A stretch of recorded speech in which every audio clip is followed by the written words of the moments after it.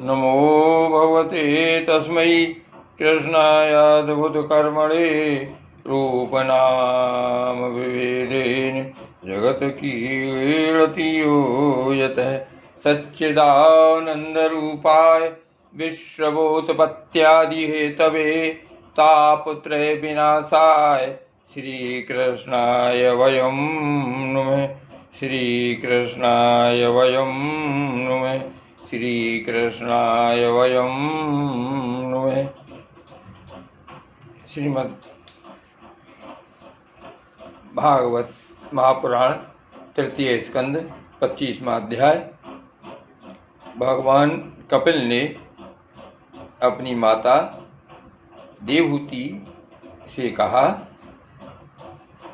साध्वी, इस जीव के बंधन और मोक्ष का कारण मन ही माना गया है।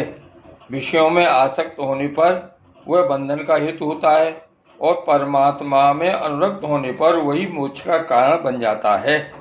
जिस समय यह मन में और मेरेपन के कारण होने वाले काम, लोभ आदि विकारों से मुक्त एवं शुद्ध हो जाता है, उस समय वह सुख दुख से छूटकर सम अवस्था में आ जाता है। तब जीव अपने ज्ञान, वैराग्य और भक्ति से युक्त हृदय से आत्मा को प्रकृति से परे, एकमात्र, अद्वितीय, भेद रहित, स्वयं प्रकाश, सूक्ष्म, अखंड और उदासीन, सुख दुख शून्य देखता है तथा प्रकृति को शक्तिहीन अनुभव करता है। योगियों के लिए भगवत प्राप्ति के निमित्त सर्वात्मा श्री हरि के प्रति की हुई भक्ति के समान और कोई मंगलमय मार्ग नहीं है। योगियों के लिए भगवत प्राप्ति के निमित्त सर्वात्मा श्री हरि के प्रति की हुई भक्ति के समान और कोई मंगलमय मार्ग नहीं है। विवेकी जन संग या आसक्ति को ही आत्मा का अच्छेद बंधन मानते हैं, किंतु वही संग या आसक्ति जब संतों, महापुरुषों के प्रति हो जाती है तो मोक्ष का खुला द्वार बन जाती है।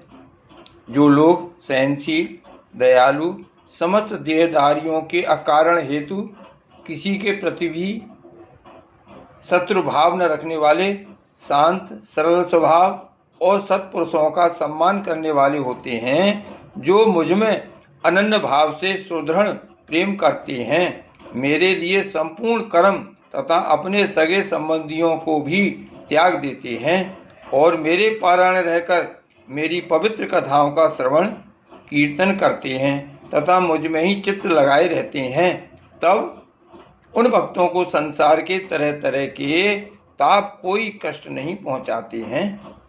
साध्वी, ऐसे ऐसे सर्व संग परित्यागी पुरुष ही साधु होते हैं।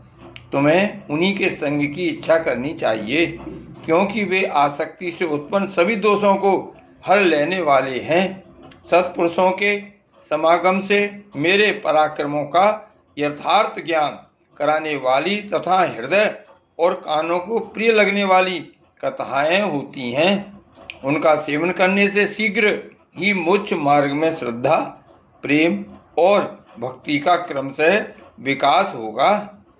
फिर मेरी सृष्टि आदि लीलाओं का चिंतन करने से प्राप्त हुई भक्ति के द्वारा लौकिक एवं पारलौकिक सुखों को वैराग्य हो जाने पर, फिर मेरी सृष्टि आदि लीलाओं का चिंतन करने से प्राप्त हुई भक्ति के द्वारा लौकिक एवं पारलौकिक सुखों में वैराग्य हो जाने पर मनुष्य सावधानता पूर्वक योग के भक्ति प्रधान सरल उपायों से समाहित होकर मनोनिग्रह के लिए यत्न करेगा।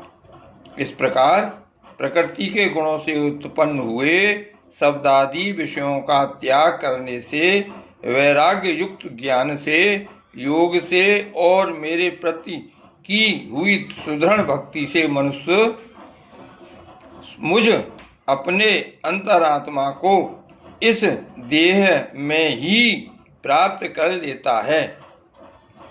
श्री वल्लभाधीश की जय। श्री गोवर्धन नाथ की जय। श्री वल्लभ विठ्ठल गिरधारी श्री यमुने जी की बलिहारी गोपीजन वल्लभ गिरधारी श्री महाप्रभु जी की बलिहारी श्री वल्लभ विठ्ठल गिरधारी श्री यमुने जी की बलिहारी गोपीजन वल्लभ गिरधारी श्री महाप्रभु जी की बलिहारी।